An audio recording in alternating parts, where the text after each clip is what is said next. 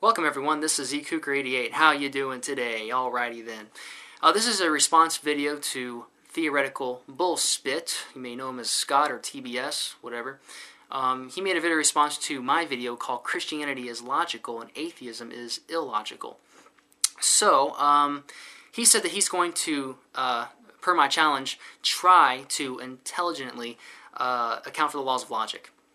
And my argument basically was that logic exists and it's absolute.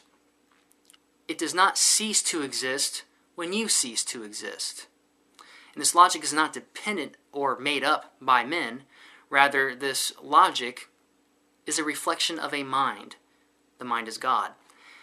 And there's more to that as you're going by answering objections, but that's the whole basis of the argument, that this mind is God, because it can't be our minds because our minds contradict.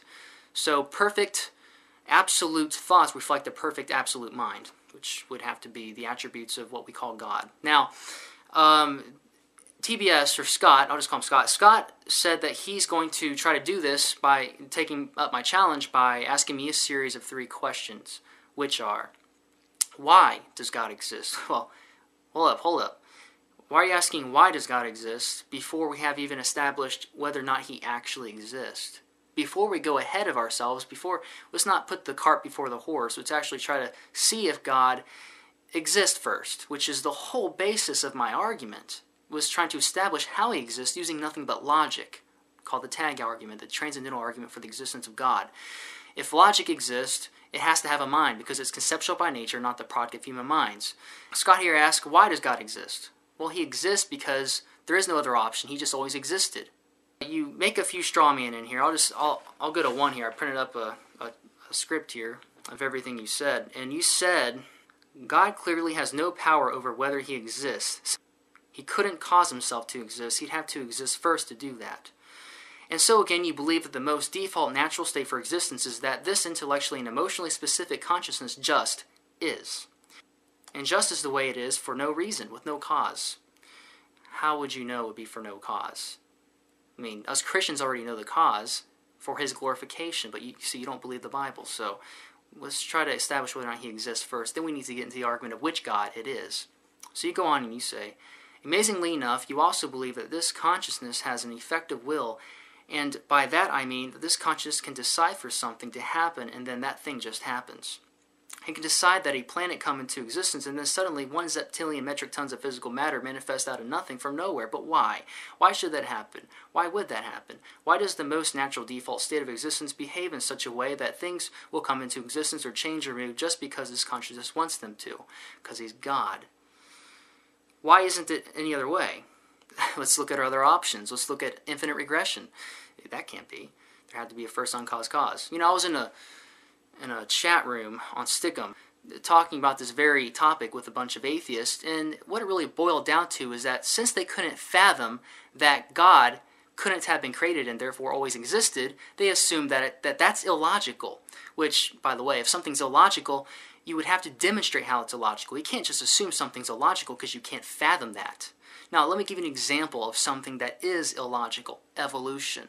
You can falsify that, and therefore it would be illogical. But that's another video for some other time, going through evolution, explaining how that's illogical. I mean, there's many ways to disprove evolution. One of them is infinite regression, but I'm not going to get too deep into that in this video. And a lot of these atheists were acknowledging that infinite regression was impossible, yet they denied that the first uncaused cause had to be God, therefore suggesting that infinite regression could be true. So they self-contradicted themselves, and then I'd point that out to them. They'd say, well, there could be a third option. I go, okay, what's the third option then? So you have religious atheists having faith in a third option that doesn't exist. Yeah, that's unheard of. Look, take the logic that we know of already and start applying it, because whatever logic we have now cannot contradict whatever logic we discover in the future. These 3 laws of logic have never been different in any circumstance whatsoever according to the definition of what they are, of what we discovered of them. And yes, we did nickname it the law of this, the law of that, but it's always existed. We discovered it and named it, just like we discovered rocks and called it a rock. But the rock still worked the same in how it was sculptured and molded into a rock. You made another straw man even before that one. You said, and I quote, "You believe this consciousness is preceded by nothing." No, that's evolution. I don't believe in evolution. God does not proceed from nothing. He didn't even proceed. He just always was. Otherwise, he wouldn't be God. You also try to assert that God's actions are random and that whatever he does is random. What method are you using to determine what actions of God are random? What base? Are you using logic? Randomness doesn't result in intelligence. Right, evolutionist? Again, you didn't really address the issue here. What you did was what a lot of atheists accuse Christians of. They say that if a Christian can't answer a question, they try to confuse the tar out of the atheist or the unbeliever so that they go, oh, okay, and that's how the Christian wins the argument, or at least that's what a lot of atheists claim. Well, I think it's the opposite, especially in this case. What you're doing, instead of addressing the argument I brought up, you try to create another argument and try to put it back on me saying that I can't account for why God exists. Yes, I can. Because I can establish that God exists, and because I can make a great case for that God to be the Christian God, because the attributes of what that God would have to be to create existence falls into that category of that God in the Christian Bible. In other words, I can conclude it's the Christian God because the attributes that would be needed for a sufficient enough being to create this, what we have here, existence, all of existence, matches the characteristics and attributes of the Christian God, of the Bible. And since I have come to find that the Bible it's more probable for it to be what it claims to be, the inerrant, inspired, unchanging Word of God, I then conclude that the reason why God exists is because he always has existed. He's the Alpha and the Omega, without beginning, without end. Why does God exist? Because he does exist and has always existed. So let's get back on track and start talking about how he exists and see if he really does. Logic is the process of God's mind. Since God has always existed, so therefore has logic. There wasn't a time when logic did not exist.